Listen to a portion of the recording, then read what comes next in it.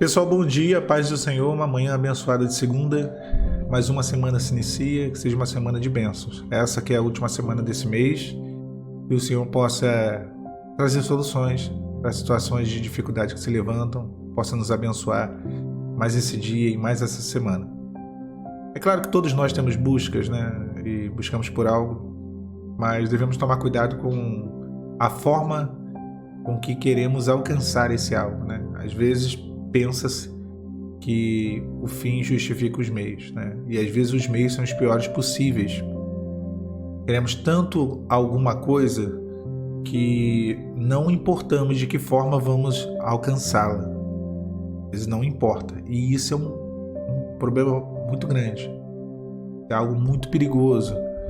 E quando nós olhamos o texto de 1 Samuel, no capítulo 28, versículo 6 a 8, mais ou menos, é um texto que a gente tem que ler, né, reler e tentar ali entender com muita tranquilidade o que foi que aconteceu ali naquele texto. Porque a palavra ela relata que Saul, o rei Saul, ele não estava bem, ele já tinha perdido a sua experiência com Deus, o profeta Samuel tinha morrido e Saul vivia um momento de apostasia. Um momento onde ele se afastou da fé. O que é apostasia? É isso? Abandonar a fé é apostasia. Heresia é misturar a verdade com a mentira. E a heresia ela leva à apostasia. E a apostasia é isso, é o abandono da fé genuína. Então Saul estava vivendo esse momento, ele vai até um lugar chamado Endor. Ele consulta uma médium, uma pitonisa, né? As filhas da serpente. Olha que coisa interessante, intrigante. E ali, essa mulher, eu vou falar de uma maneira bem resumida, eu acho que a gente não tem que valorizar aquilo que a Bíblia não valoriza. O importante de ressaltar é o que a Bíblia ressalta. E às vezes as pessoas querem criar muita conjectura, muitas especulações, mas essa mulher era uma mulher que ela recebia espíritos malignos, e se passavam por pessoas que já tinham morrido para trazer algum tipo de resposta ou de informação. E isso não é novidade nenhuma, né? Até hoje aí, os chicos da vida que a gente conhece aí, esses médiuns famosos e não famosos fazem isso e agem dessa mesma maneira. Então, desde que o mundo é mundo, essas coisas acontecem. Naquela época não era diferente. E aí, Saul ele não tinha mais o direcionamento do Senhor. O que era a voz de Deus para Saul era a palavra de Samuel. O profeta Samuel era ali a voz do Senhor para Saul. E ele ia subir uma guerra, ele queria respostas. Ele queria entender como fazer, se poderia ou não subir. E essa médium, ele vai até Endor, consulta essa pitonisa, essa médium, e essa mulher, ela diz que via Samuel, e aí ela começa a falar por Samuel. Mas na verdade não era Samuel, era um espírito maligno.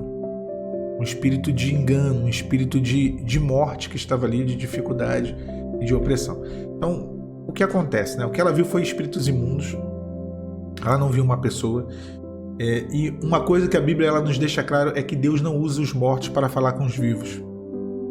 Isso é claro. Lá em Isaías, no capítulo 8, no versículo 19, na segunda parte, o texto diz assim: porventura não consultará o povo ao seu Deus? A favor dos vivos consultará, e não aos mortos. Deus não aprova esse tipo de prática, é uma prática demoníaca. E quando nós olhamos, né, Jesus ele conta uma parábola, ele fala sobre dois homens que morreram, um que foi, né, para os braços de Abraão e o outro que foi para o lugar de tormento. E esse que foi para o lugar de tormento, ele queria voltar à terra, né, para avisar os seus familiares, né? É a história, né, a parábola do rico e de Lázaro.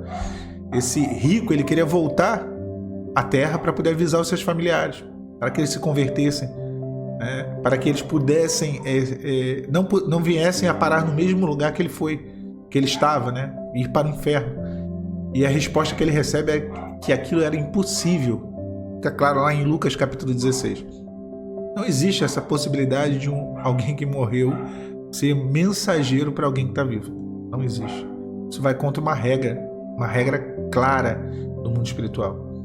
E o Senhor, ele várias vezes alertou Saul. Porém, Saul era desobediente. E o Senhor parou de falar com Saul por conta dessa desobediência. Aí ele resolveu consultar essa feiticeira. E dessa forma, ele selou o seu próprio juízo, o seu próprio destino. Ele selou um juízo sobre a sua vida. E acabou morrendo afastado do Senhor e da comunhão com Deus. Foi triste o fim de Saul. Então, Saul aqui, ele tipifica isso, aquela pessoa que está tão desesperada para ter respostas que ela aceita qualquer coisa.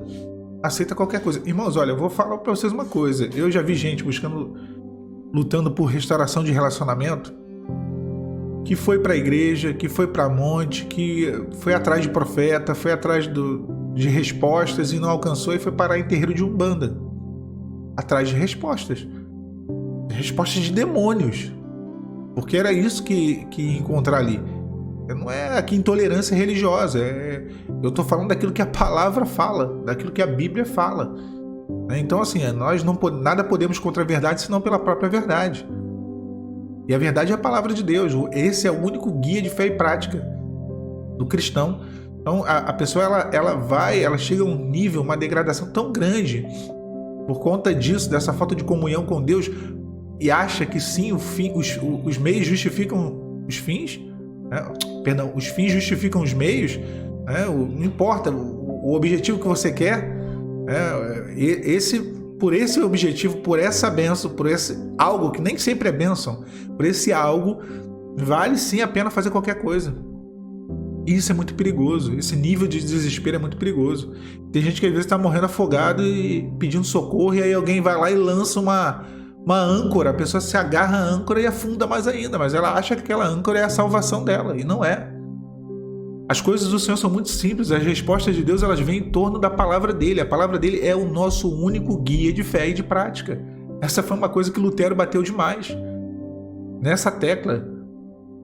A palavra do Senhor, somente as Escrituras, são elas. É ela, na verdade, é ela que traz para nós a revelação. Eu sempre digo que se não houver a ação do Espírito sobre a palavra, não tem revelação. Não tem. Você vai ter a letra, você vai ter a teologia, você vai ter a arqueologia, você vai ter a história, mas você não vai ter a revelação. Agora, quando há o Espírito e a palavra, não tem vale de ossos secos que continue sequíssimo. Quando há a ação do Espírito e o poder da palavra, o poder do Espírito, não tem como. O que há é vida, o que há é reparo, o que há é conserto, o que há é direcionamento. Então, eu falei aqui esses dias que o pessoal fica falando, Davi, porque Davi venceu o gigante, Davi fala, desceu o ribeiro, pegou 5 pedrinhas, tá com uma pedra.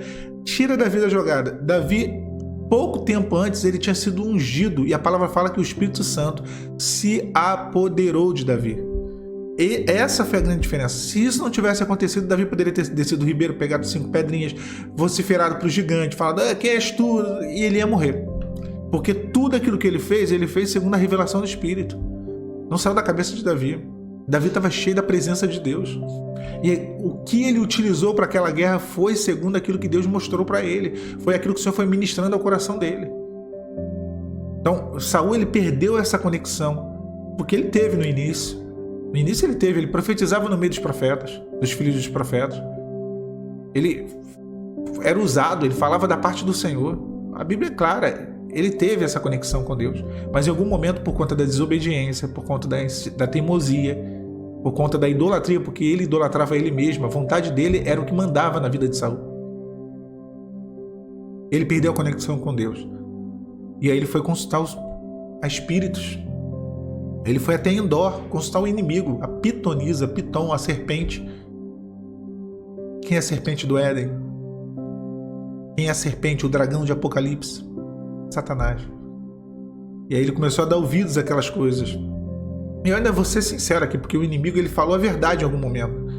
Tem um momento aí que a pitonisa ela fala assim, olha, amanhã tu e teus filhos estareis comigo. Olha o que ela fala. Ela fala isso. Falou a verdade. O Espírito foi e falou a verdade. Vocês vão morrer amanhã na batalha. Aí a pitonisa fala assim, mas antes, assentamos e comamos. Tipo assim, vai morrer, mas come primeiro. Sacia a tua necessidade. Morre de barriga cheia. Não é o que o mundo faz? Não é o que muitos lugares propõem? Você vai para o inferno, mas vai ter carro novo, casa própria. Você vai para o inferno, ó, você vai lá, faz isso aqui, né? Ó, faz uma amarração, traga o amor da tua vida em 24 horas. Você vai para o inferno, mas o amor da tua vida vai estar lá, na tua casa. Eu não duvido que volte não, tá? Vai voltar um avatar. Vai voltar só o corpo. Porque a alma tá presa a Satanás. Eu já vi isso acontecer. Tem gente da minha família que eu já vi isso acontecer. Foi lá fazer esse tipo de coisa, foi lá em Endor consultar médium, voltou o corpo. Ficou lá o corpo lá alguns meses lá, a alma não tava nem ali, só tava o corpo. E aí depois de alguns meses foi embora de novo. E aí? E aquela pessoa que fez aquilo perdeu a bênção dela, se afastou dos caminhos do Senhor. É um cuidado que se deve ter. Nada é mais importante do que a nossa experiência com Deus. Essa foi a grande diferença entre Saul e Davi. Davi entendeu isso. Por isso que o Senhor falou, achei um segundo o meu coração. Achei um. Deus estava procurando e ele achou. Um que era segundo o coração dele. Não um que era segundo o seu próprio coração. Saul era segundo o coração dele, Saul mesmo. Fazia o que ele queria. Não media as consequências daquilo que ele estava fazendo. Não media, não estava nem aí. Para ele o que importava era vencer aquela guerra. E acabou que ele perdeu a guerra. Perdeu a guerra e perdeu a bênção.